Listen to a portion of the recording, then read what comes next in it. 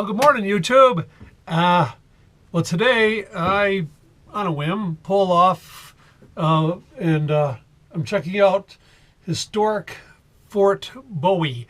It's in Apache Pass. It's one of the main passes through the mountains here in Arizona. And this is an area where Cochise in 1861 was detained wrongfully by somebody in the U.S. Army, and which set off the 10 years of him fighting guerrilla war against the U.S. Army. So it's about a, well, the reason I'm in here is it's really windy out there, and no matter what I do, you wouldn't be able to hear me. So to get an idea, there's a little trail that goes back in here about a mile, and so we'll take a walk along through that, and I'll take some shots along the way. And once we get in there, hopefully the wind won't disrupt us too much. But there is a wheelchair access. That's this trail is only a mile, 1.2 miles.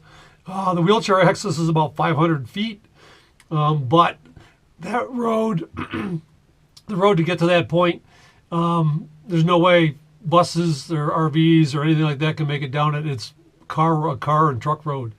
So it's going to take a walk and down that trail and back up into the hills here.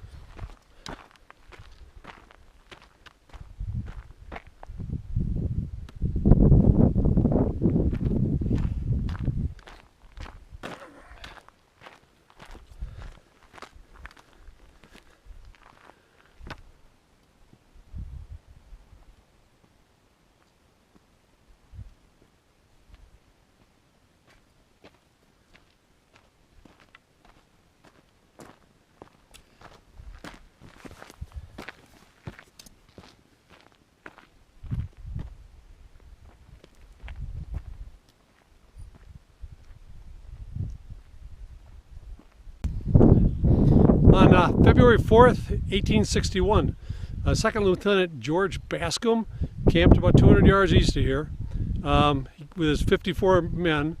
His mission was to find Cochise, get a boy who had been kidnapped from a local ranch, and the livestock that were taken that he assumed that the Chiricahua Apaches had done. During the meeting, Bascom had Cochise held hostage until the return of the boy. Cochise knew he didn't do it. None of his people did it. And so he slit the back of the tent and took off. In the confusion of that, the rest of the Apaches that were with Cochise were captured. Bascom executed them.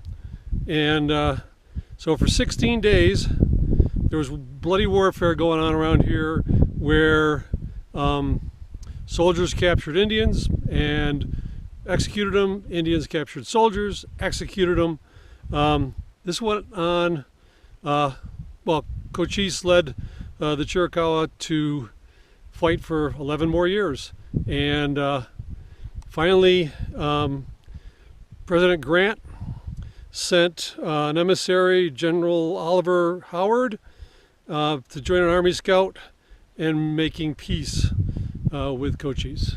I mean, up to that point, the Apaches were friendly. Up till 1861, the Apaches were friendly when they were contemplating using this pass for the Transcontinental Railroad. Parker, who was the surveyor for the railroad, camped here for a number of days, enjoyed hospitality with the friendly Indians. So thanks George Bascom for... So this is the remains of the stagecoach station. that during the what they call the Bascom Affair, this is where the soldiers retreated to and fortified it, pulled their wagons around, and made some breastworks to fight off the Apache. So passing along here, this would have been the stagecoach route going up through here, up over the pass. They call it the Butterfield Overland Mail Route. Went 2,800 miles from St. Louis to San Francisco, and they do.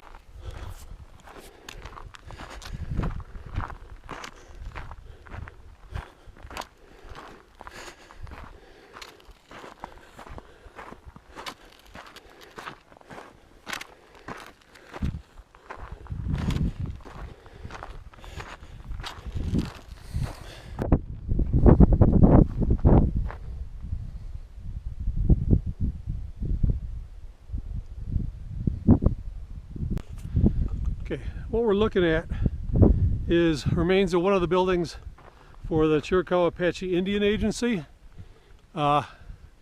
This was run by U.S. Indian Agent Thomas Jeffords from 1875 to 1876. He was a friend of Cochise. Now Cochise being the main leader, he died in 1874, which left the Chiricahua Band of the Apaches leaderless, and some of them stayed here on this reservation, others dispersed to continue hostilities down in Mexico. But so in 1876, the government removed Jeffords, moved the 325 remaining Apaches northward to St. Carlos Reservation. So this is the remains of the one of the buildings for the Chiricahua Indian Agency.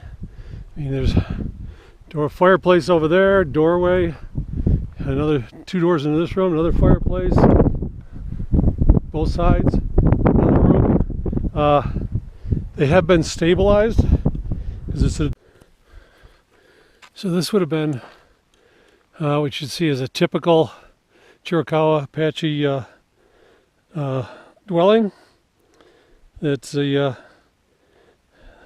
They liked it in this valley because there was the Apache Springs, reliable water, plenty of game, and edible plants, as well as the materials for making shelters. It's got as a wiki up. Blends right into the surroundings, so it's easy to stay hidden. It also have like a simple pole framework, give you a shady spot. But camp life centered around the wife's family. At marriage, the husband entered into her family, took responsibility for supporting his wife's relatives. Men performed the hunting and raiding duties. Women harvested, prepared the wild food crops, and the food was shared communally amongst the camp. So, regular camp would have had several of these, and so this is a Apache Spring. This is a reason that Fort Bowie is here, why the stagecoach station was up here. They've found pottery fragments around here that show that ancient peoples had used this, and when the army first got here, they noticed that there was trails radiating out from here. So the Chiricahua and other bands of Apaches would have used this for water. Pretty dependable. I mean, we're in the end of February. It's pretty dry here, but the water's flowing really nice. Now, I believe there was 3 different Fort Bowie's. The first one was up here, up on the hill, real close to the spring. And then it was destroyed. They built a couple more. So we're pretty close to the ruins of the last one. This was the barracks, the troops. And you gotta figure the adobe walls are a foot and a half thick. Fort Bowie number 1 and Fort Bowie number 2. So there is a road that comes up just down below the visitor center that's 500 yards away. It says at the other end that it's not suitable for RVs, just for cars. So it's well, there you have it. A visit to historic Fort Bowie, site of the wars with Cochise and Geronimo. So I need to look it up about Geronimo, but this was a central the wind. This was a central fort for a lot of the war with him. Okay, a couple of observations if you're going to do this. It's a mile and a half in. Feels like it's uphill both ways. There's a return trail goes over a peak, but it's all switchbacks. The first part's going more or less straight up, but that's where the panoramic view was. If you're going to do it, said it's a mile and a half in, a mile and a half back, no matter which trail you take. Take some water with you, especially in the dry months. There is water at the visitor center right at the fort. If you don't think you can hike in a mile and a half, there is if you're coming in from Bowie, there's another road that goes in that leads up to some sort of administrative complex for the place, and I guess it's only like 500 yards up, so it's supposed to be wheelchair accessible, although the fort itself, yeah, I wouldn't do a wheelchair.